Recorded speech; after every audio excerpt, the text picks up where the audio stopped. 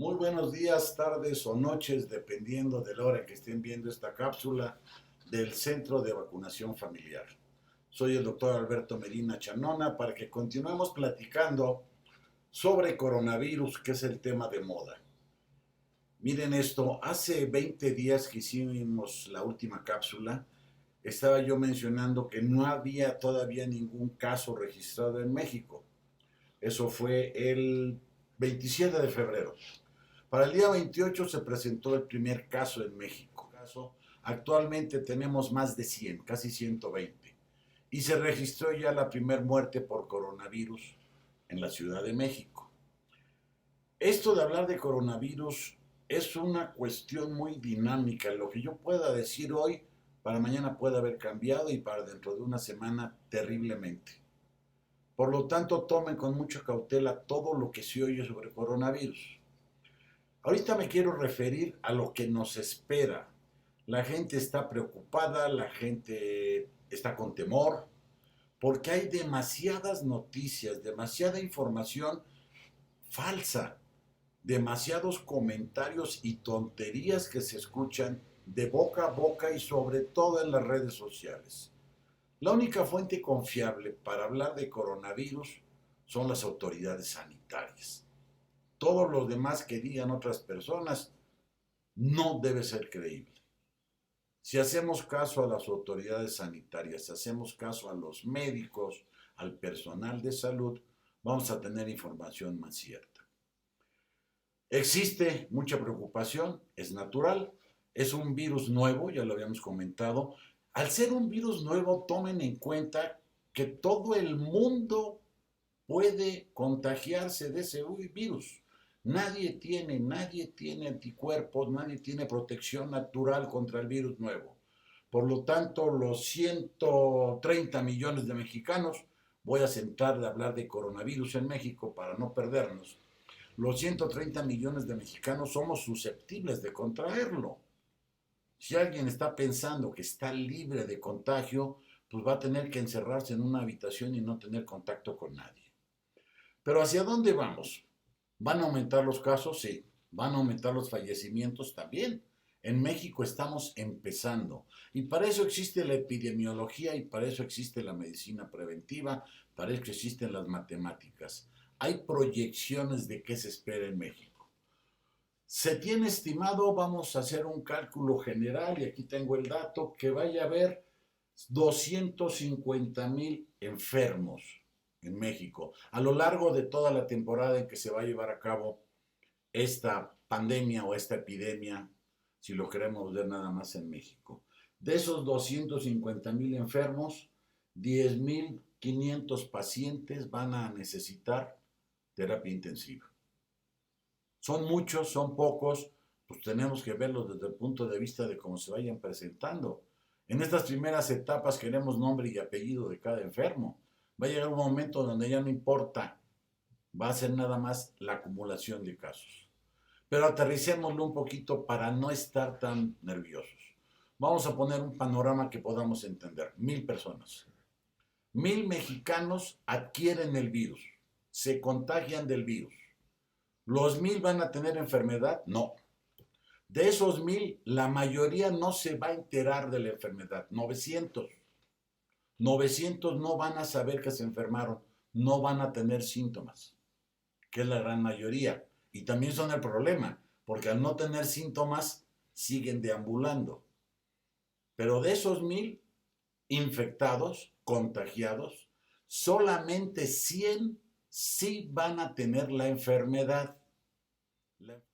Probablemente de leves a severas, que requieran que se queden en casa.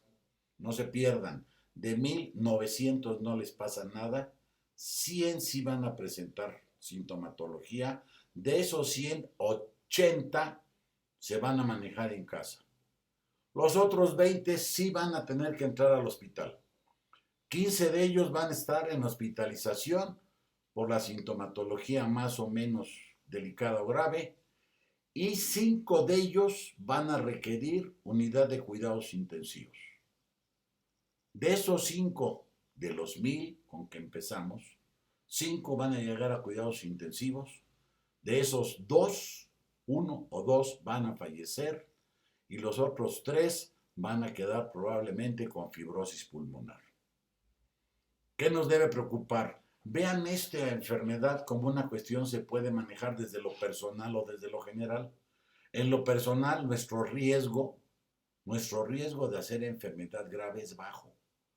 De que nos podemos infectar, nos podemos infectar. De que nos pueden dar síntomas, nos pueden dar síntomas. Pero la gran mayoría la va a pasar en casa. El problema es un problema de salud pública, es un problema general. ¿Cómo le doy atención en las siguientes semanas, que es cuando se espera que tenga su pico máximo, la famosa curva? ¿Sí? En las próximas 2 semanas, 3 semanas, se van a presentar el mayor número de casos, el mayor número de complicados, el mayor número de requerimientos de hospital. Y no tenemos una infraestructura hospitalaria que soporte, si de repente se nos escapa de las manos el número de infectados. Y ahí es donde entran las medidas de control. Las medidas de control son para que tratemos de minimizar lo que ya sabemos que va a pasar. Partamos de la base de que es muy probable que todos nos contagiemos, pero no todos por contagiarnos nos vamos a enfermar. Si queremos minimizar lo que ya sabemos que va a pasar, debemos evitar el contacto con otras personas para transmitir la enfermedad, tanto para que no la transmitamos como para que no la adquiramos. Por lo tanto, tenemos que tener medidas de contención. No salgan si no tienen que salir, quédense en casa. ¿Sí? Mantengan una prudente distancia si tienen que salir. Eviten las actividades o acudir a lugares donde hay mucha gente. El gobierno hace las medidas que creen necesarias, pero el gobierno las pone como medida de salud pública. Cada uno de nosotros se tiene que responsabilizar y no decir, yo salí porque el gobierno me dijo que podía salir. Sí, estamos en fase 1, vamos a pasar a las 2, donde dicen las recomendaciones quédese en casa. Ah, no, yo quiero que a fuerzas haya una patrulla fuera de mi casa para que yo no salga. No, uno tiene la convicción propia de lo que debe hacerse porque las autoridades lo están diciendo. Eviten el contacto con otras personas, lávense las manos, limpien bien las superficies. Una noticia que sí es un poquito preocupante es que el virus dura desde horas hasta días, dependiendo de las superficies en donde se encuentre. Por lo tanto, las labores de limpieza normal, agua, jabón, ¿sí? cualquier antiséptico para trapear o para los muebles, pero limpiar picaportes, limpiar superficies de contacto para evitar que tengamos mayor facilidad para que el virus llegue a nosotros. Soy el doctor Alberto Medina Chanona. Esperamos sus comentarios, sus sugerencias, teléfonos, forma de contactarnos. Todo ello ha estado apareciendo aquí al pie de la pantalla. Un comentario más que se me estaba pasando.